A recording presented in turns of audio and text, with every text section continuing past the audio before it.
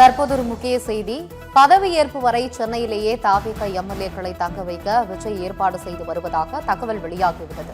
கூடுதல் விவரங்களை முதன்மை செய்தியாளர் பிரவீன்குமாரிடம் கேட்கலாம். வணக்கம் பிரவீன்குமார். இந்த பதவி ஏற்கிற வரைக்கும் சென்னையிலேயே தாவேக எம்எல்ஏக்களை தங்க வைக்க ஏற்பாடு செய்யப்பட்டிருக்கிறதா சொல்லப்படுது.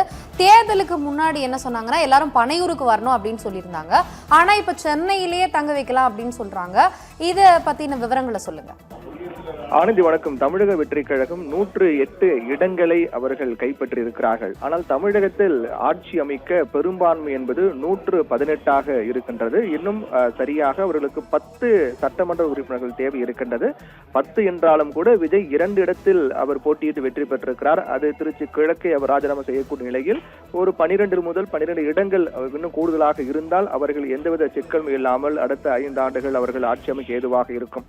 இந்நிலையில் தான் அடுத்த கட்டமாக என்ன செய்வது என்பது குறித்த தீவிர ஆலோசனையில் தமிழக வெற்றி கழகத்தினர் ஈடுபட்டிருக்கிறார்கள். இதற்கு முன்னதாக இன்று காலையே மின்னஞ்சல் மூலமாக தமிழக பொறுப்பு கவர்னர் ராஜேந்திர விஸ்வநாத் அர்லேகருக்கு தமிழக வெற்றி கழகத்தின் தலைவர் விஜய் மின்னஞ்சல் மூலமாக கடிதம் அனுப்பியிருக்கிறார். அதில் ஆட்சி அமைக்க அழைப்பு கோரக்கூடிய அந்த நிகழ்வு ஆட்சி அமைக்க அழைப்பு கோர வேண்டும் என்று அந்த மின்னஞ்சல் கடிதத்தில் தெரிவிக்கப்பட்டிருக்கிறது. 2 வாரத்தில் நாங்கள் பெரும்பான்மை நிரூபிப்பதற்கான கால அவகாசம் வழங்க வேண்டும் என்றும் விஜய் தெரிவித்திருக்கிறார்.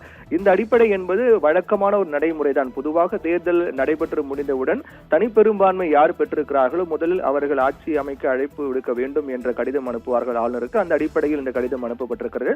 அதற்கு பிறகுதான் பனையூரில் தமிழக வெற்றி கழகத்தினுடைய சட்டமன்ற உறுப்பினர்கள் ஆலோசனை கூட்டம் 1 மணி நேரத்திற்கு மேலாக நடைபெற்று வருகிறது. விஜய் தலைமையில் இந்த ஆலோசனை கூட்டம் நடைபெற்று வருகின்றது. இந்த ஆலோசனை கூட்டத்தில் 108, அதாவது 108 என்றால் விஜயுடன் சேர்த்து விஜய் 2 தொகுதியில் போட்டியிட்டு வெற்றி பெற்றிருக்கிறார். அப்படி என்றால் 106 சட்டமன்ற உறுப்பினர்கள் தமிழக வெற்றி கழக எம்எல்ஏக்கள் கலந்து கொண்டிருக்கிறார்கள்.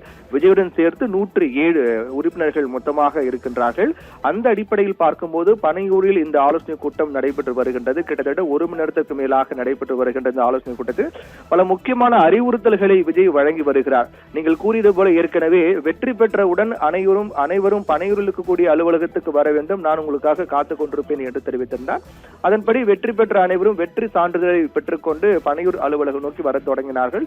தற்போது அனைத்து தாவேக எம்எல்ஏக்களும் பனையூர் அலுவலகத்துக்கு வெற்றி பெற்ற சான்றிதழ் கொண்டு பனையூர் அலுவலகத்தில் வந்திருக்கக்கூடிய நிலையில் ஆலோசனை கூட்டம் விஜய் தலைமையில் நடைபெற்று வருகிறது.